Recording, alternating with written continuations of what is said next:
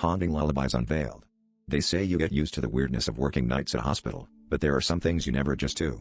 For me, it started 3 weeks ago in the children's ward, when I noticed the lullabies playing over the speakers weren't quite right. The melody sounded warped, like a music box whining in reverse. I brushed it off as a technical glitch, but that was before I heard the lyrics. Halfway through my shift, as I swept the hallway, I caught the words, "Good night, Lucy. Sleep tight, Mom." Names that belonged to my family, not any patient here. I kept telling myself I must have misheard. The next night, the lullabies grew louder, echoing down empty corridors. I started recording them on my phone, desperate for proof. When I played the recordings back, the names came through clearer. "Rest now, Dad. Don't be afraid, Ethan." My chest tightened. Ethan is my son. The voices singing sounded familiar, overlapping in strange, distorted harmonies. I asked the night nurse if they changed the music, but she just gave me a confused look. The system, she said, had been broken for months. Sleep became impossible.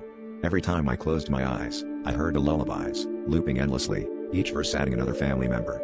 I tried calling home, but the line crackled with static, and sometimes I swore I heard the same lullaby on the other end, faint but unmistakable.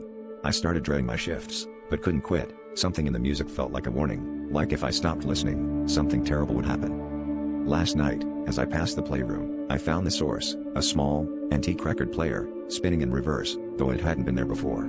The needle scratched out my wife's name, then mine. As I reached out to stop it, every light in the ward flickered out.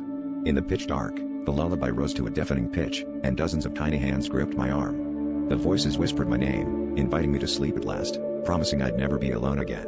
Just another verse in their song.